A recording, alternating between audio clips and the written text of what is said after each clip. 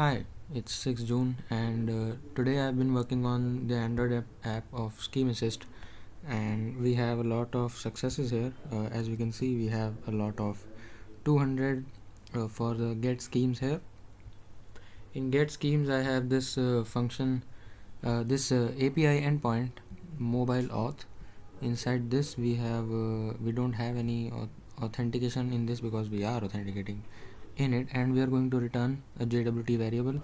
It would be better understood in the diagram that I have made for this. So yeah, this is the flow here. I give an request to Auth0 to get me a ID token from a provider. Provider gives Auth0 an ID token because I have configured both of these things accordingly. I have given them the Auth0 secrets and I have given them the provider secrets like client ID and client whatever. So this knows them, and they know them, and they give them the ID token. The ID token travels back to me. I give the ID token back to the server. Server signs the JWT using Auth.js.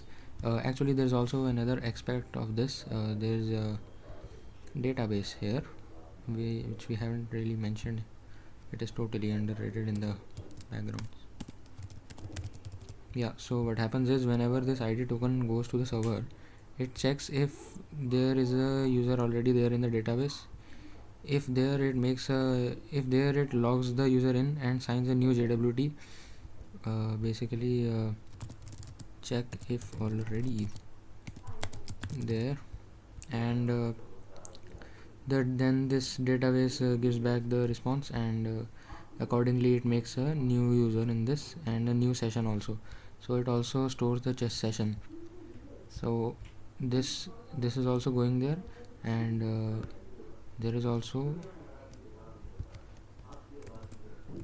users sessions, right? So both of these things are being made, and also accounts also.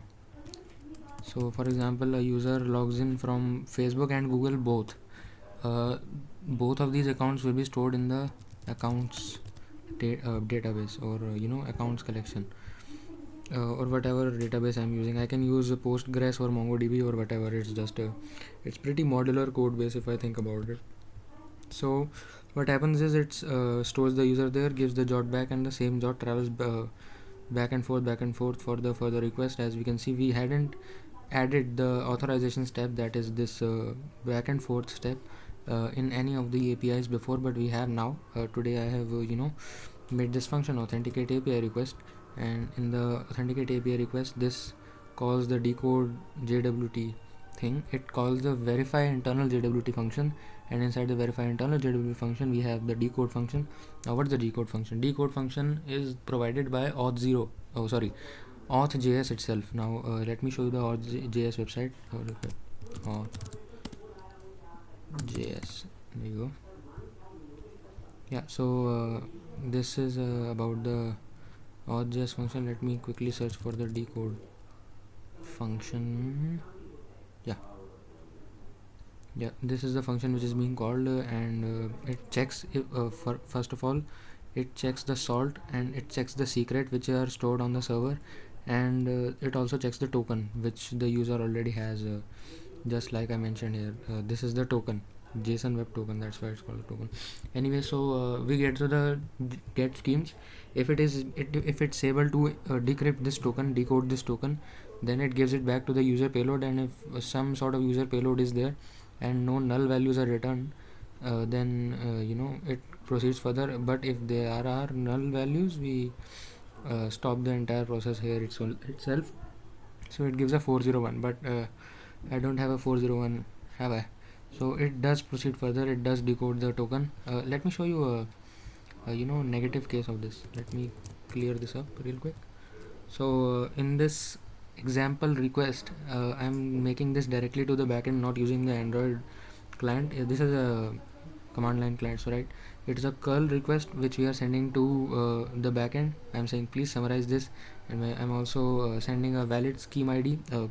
You can believe me, this is an actual scheme ID of this, and this is a API chat request. This is API and this is chat. This is the same file which we are sending from the client.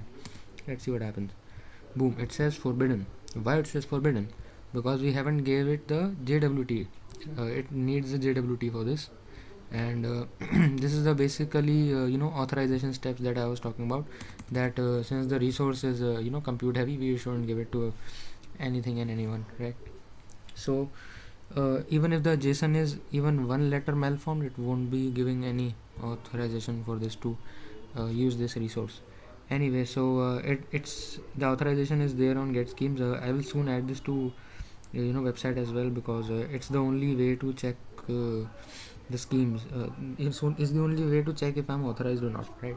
So let me get back to the client. What we have changed in the mobile app is that this is now responsive pretty much. If I contract this opens it like this, and if I really expand this, it does open quite well, right? I think I may have to expand this, or maybe put the tiles around here for more welcoming experience. And yeah, so if I click special refinance, this prompt appears here. This is animated also. If I re-click it, it pops away, and it's a nice animation right here. Anyway, so if I click another button, and if I re-click it, it goes away, and inside this we have these links, mohua.gov.in. Let's see what happens.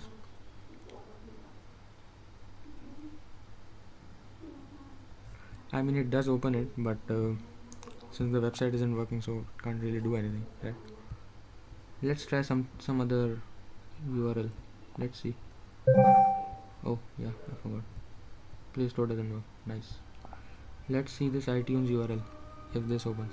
Ah, cool. So App Store, it opens, and this just shows ki link works. So I've also improved the dark mode of this app, and I've actually let me just show you the dark mode real quick. Yeah, so this is the dark mode, and if I click this, it goes into a different light green color instead of the dark one, and if I re-click it, it just slides into the animation quite nicely. And if I click one of these links and use it as context, the context mechanism is also complete, by the way. Let me test this real quick. Please explain this to me like I am 6-year-old and autistic.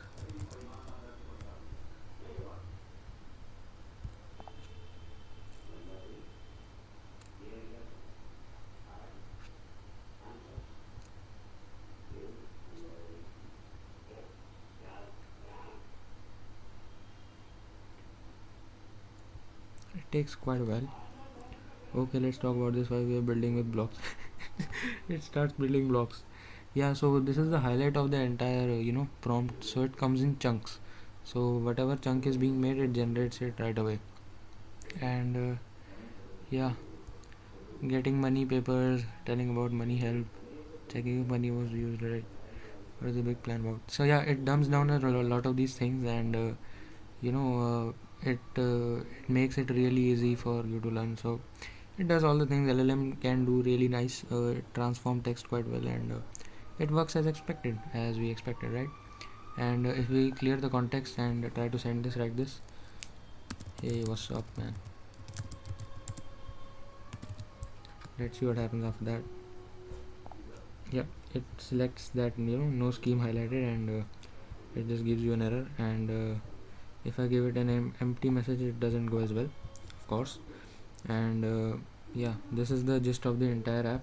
I think the debug version is absolutely complete right now. The APK is also built, so I can basically test this on other mobile devices, and put it on release, and basically upload it to Play Store.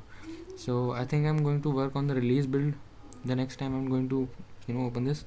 And yeah, let's see what all features I can build after that. I think the first thing that I have to do is simplify the login process, because if when I log in, it doesn't immediately show that I have logged in. I have to restart the app, and then it shows that I have actually logged in. So yeah, if we can see the database here, so it makes all these accounts for all these different logins that I made, but the user only says one document, because basically this is just one user at the end of the day, and we have different session tokens as well. We are logging the sessions one by one, and for each session we have a different JWT key, and the JWT key will expire whenever it expires. Yeah, so that's the gist of it, and let's see what we'll do tomorrow. Cheers.